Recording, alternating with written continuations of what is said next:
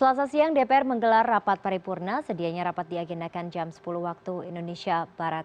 DPR menggelar rapat paripurna Selasa siang, salah satu agendanya adalah pengajuan calon kepala BIN yang baru Komjen Pol Budi Gunawan. Fit and proper test akan dilaksanakan pada Rabu besok. Anggota DPR dari PDIP TB Hasanuddin membantah jika pencalonan Budi Gunawan adalah deal antara Presiden Jokowi dengan Ketum PDIP Megawati.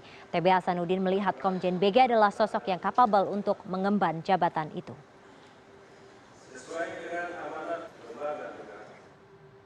Dan jika tidak ada halangan, uji kepatutan dan juga kelayakan terhadap Budi Gunawan akan digelar Komisi 1 DPR Rabu besok. Wakil Ketua Komisi 1 DPR Asril Hamzah Tanjung menilai jalan Budi Gunawan tidak akan menemui kendala berarti karena pengalaman yang dimiliki Wakil Kapolri tersebut. Sudah ada surat dari Presiden, berarti Ketua DPR membahas itu. Dan itu akan kita laksanakan, diberikan kepada Komisi 1 untuk fit and proper test. Ya. Budi Gunawan, dia seorang perwira tinggi Polri, ya, apalagi Wakapolri, dan pengalaman track record yang memang cukup bagus. Ya, saya rasa tidak ada masalah tergantung besok hasil fit and proper testnya. Memang beliau kan Polri. Ya, memang kita tidak usah dikotomi antara TNI dengan Polri ya, karena hakikatnya strategi kebijakan itu sama. Ya. Nah, mungkin ada perbedaan teknis, itulah yang nanti kita minta menyesuaikan.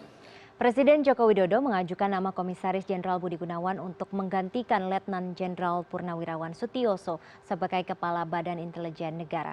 Meskipun lembaga telik sandi tersebut lekat dengan unsur tentara, masuknya Budi Gunawan ini dinilai tidak akan menimbulkan gejolak dan juga penolakan. Presiden Joko Widodo mengajukan nama Komisaris Jenderal Polisi Budi Gunawan untuk menggantikan Letnan Jenderal Purnawirawan Sutioso sebagai Kepala BIN. Seperti dikutip dari laman cnnindonesia.com, surat pencalonan Budi Gunawan diantar oleh Menteri Sekretaris Negara Pratikno ke DPR pada Jumat pagi. Wakil Presiden Yusuf Kala menilai pergantian tersebut tidak memiliki alasan yang khusus. Selain itu, pemerintah mempertimbangkan penempatan lain yang disesuaikan dengan kapasitas dan juga usia Sutioso. Sutioso sendiri yang diklaim berhasil membawa kembali buronan BLBI Samadikun Hartono ke Indonesia baru 1 tahun lebih menjabat sebagai kepala lembaga telik sandi ini. Pejabat BIN itu kan memang tidak punya batas waktu.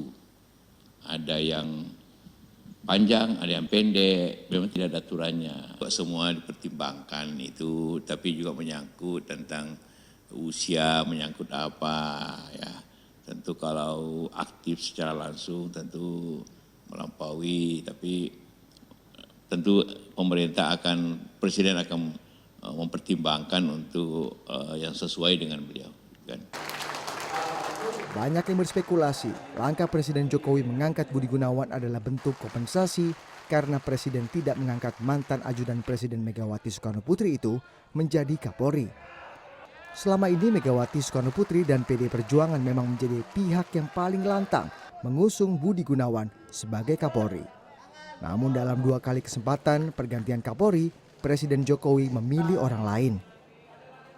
Wacana ini menimbulkan keraguan sebagian kalangan mengenai kemampuan perwira tinggi kepolisian memimpin lembaga intelijen yang sepanjang sejarahnya sangat lekat dengan unsur tentara. Mantan Kapolri Jenderal Sutanto adalah perwira polisi pertama yang menjadi kepala BIN di era pemerintahan Presiden Susilo Bambang Yudhoyono. Namun Sutanto tidak sampai 3 tahun mengemban jabatan ini dan diganti oleh seorang Jenderal TNI Angkatan Darat. Menurut analis politik Universitas Indonesia Boni Hargens, penunjukan Budi Gunawan tidak akan menimbulkan gejolak penolakan dari kelompok tentara di tubuh BIN. Artinya ancamannya bukan tentara, soal kemampuan manajemen politik. Tentara sendiri menurut saya sangat akomodatif. Ketika ada kompromi, ketika di situ ada dialog, ketika di situ ada saling pengertian, semua akan aman. Yeah. Dan hal yang sama terjadi dengan polisi. Makanya saya bilang pergantian kepala BIN pun tidak akan melahirkan turbulensi yang serius. Karena kalaupun sipil yang menjadi kepala BIN, polisi yang menjadi kepala BIN, saya kira jatah dari tentara juga tidak akan dikurangi. Badan Intelijen Negara adalah lembaga yang memiliki peran sangat strategis di Republik ini.